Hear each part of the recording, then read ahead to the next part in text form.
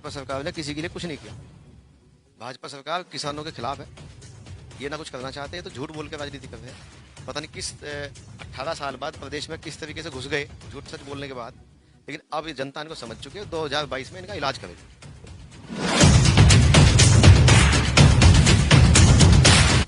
UP महासंग्राम 2022 Uttar Pradesh के अंदर विधानसभा चुनाव का बिगुल बज चुका है। हर विधानसभा के अंदर तमाम पार्टी के नेता कार्यकर्ता हर क्षेत्र में जाकर जनता से संवाद कर रहे हैं। आज इसी कार्यक्रम में हमारे साथ मौजूद है उत्तर प्रदेश के पूर्व मंत्री योगराज सिंह। सबसे पहले मैं इनका स्वागत करूंगा इंडिया प्लस न्यूज में, बहुत बहुत स्वागत है।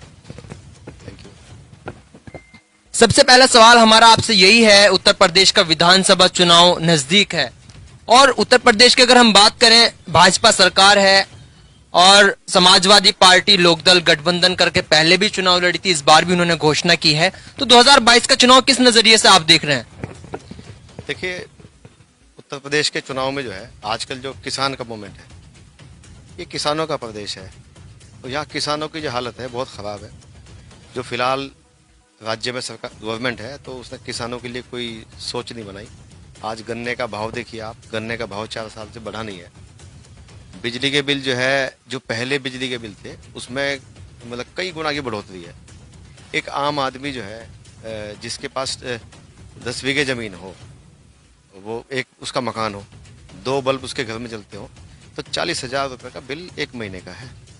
तो ये स्थिति, बिजली महंगी हो गई। आप डीजल देखिए, पेट्रोल देखिए, आप इनके क्या भाव है। डीजल का दाम जो है सैकड़े के पार पहुंच गया। और खाद, यूरिया खाद, तमाम जितनी भी खेती से संबंधित वस्तु है वे सब महंगी हो चुकी है। यानी कि मोस्टली अगर बात करें, भाजपा सरकार किसानों को लेकर, किसानों के लिए कोई काम नहीं किया, लेकिन और भी काम है जो किसान जनता के लिए नहीं की भाजपा सरकार ने। भाजपा सरकार ने किसी के लिए कुछ नहीं किया। भाजपा सरकार किसानों के खिलाफ है, ये ना कुछ करना चाहते हैं, तो झूठ बोल के राजनीति कर रहे हैं। पता नहीं किस 18 साल बाद प्रदेश में किस तरीके से घुस गए झूठ सच बोलने के बाद, लेकिन अब जनता इनको समझ चुकी है। 2022 में इनका इलाज करेगी। नहीं, जनता तो अभी भी कहती है कि भाजपा सरकार है, सबका साथ है, सबका विकास है और विश्वास है, और ये भी कहती है कि चाहे कितनी ही महंगाई हो जाए, हम सरकार योगी और मोदी को ही बनाएंगे। चुनाव आने वाले हैं, इनको पता चल जाएगा। किसान मन बना चुका है।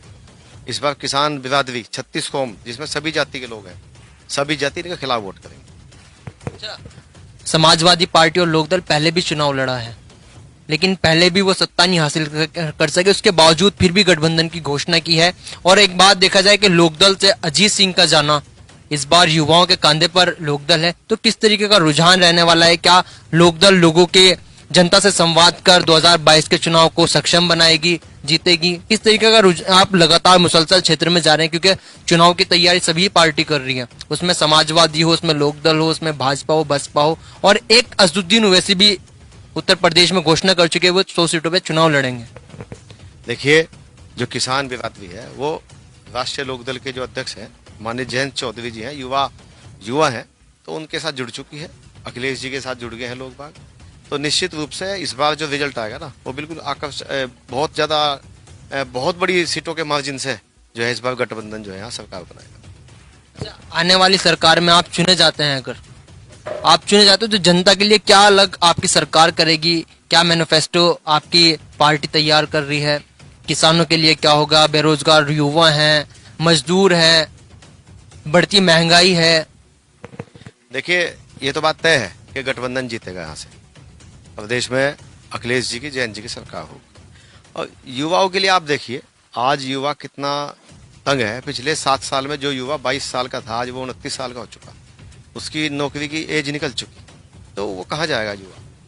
इतनी खराब स्थिति युवा की है कि लोग बाग सुसाइड कर रहे हैं। लोगों के पास एक उसका फ्यूचर के लिए कोई प्लान नहीं है, गवर्नमेंट की कोई पॉलिसी नहीं है।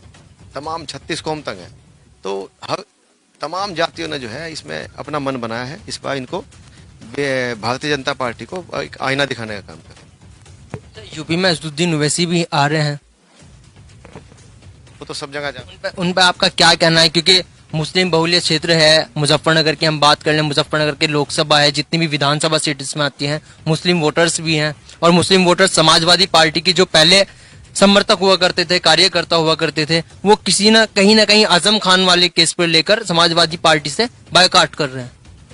सबको पता है कि वो वोट काटने के लिए आए हैं। वो बंगाल में भी गए थे, वो उस जगह भी गए थे। तो वोट काटने के लिए आए हैं, वोट काटने का काम करेंगे, ये जनता यहाँ की समझ चुकी। अच्छा, अभी एक भाजपा पार्टी के विधायक से वो कह रहे थे, कहने लगे लोकदल नहीं है वो लटदल है। तो आप क्या कहेंगे? अब इनके बेतुके बोल हैं, जो भी विधायक होंगे बेतुके बोल बोलते हैं। बिना मांगी वोट मिल गई थी, इनको पता ही नहीं कि जनता को के अंदर किस तरीके से रहना चाहिए, जनता के साथ कैसा आचरण होना चाहिए, इनको इस बात का पता ही नहीं है।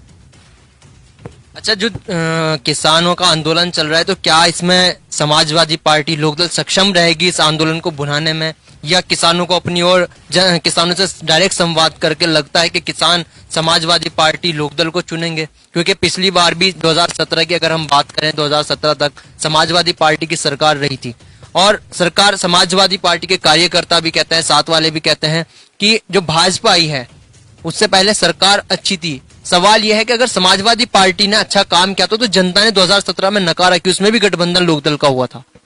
देखिए, तो बदलाव की बात है, जनता का मिजाज बड़ा विचित्र होता है। अखिलेश जी ने अपने टाइम में जो है गन्ने का भाव 40 रुपये क्विंटल बढ़ाया था, उसके बाद भी बढ़ाया, एक दो बार बढ़ाया था। और यहाँ कानून व्यवस्था के लिए देखिए, जो 100 नंबर है ये उन्हीं की देन है। और जयंत चौधरी जी या अखिलेश जी ने जो गठबंधन बनाया है, जो ये आंदोलन चल रहा है, आप ये देखना कि इस आंदोलन की वजह से और हमारे नेताओं की वजह से, अखिलेश जी की, जयंत चौधरी जी की वजह से, तो इस बार पूरा किसान जाति जो है एक तरीके से जो है बीजेपी के खिलाफ जाएगी। यानी कि किसानों को, सरकार को किसानों के लिए कुछ करना चाहिए था।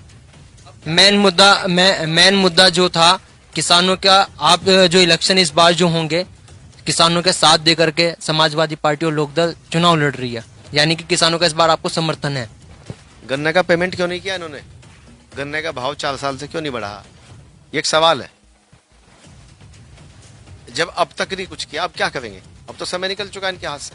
तो आने वाले 2022 के चुनाव में भाजपा जाने वाली, इनका इलाज होगा, जनता इनका गांव में इलाज करेगी, जनता इनको गांव में घुसने नहीं देने की। लेकिन लोगों का कहना है, उसमें भाजपा के भी लोग हैं, नेता हैं, कहने लगे अगर आपकी मांग है उन मांगों को आप सरकार से मनवाओ।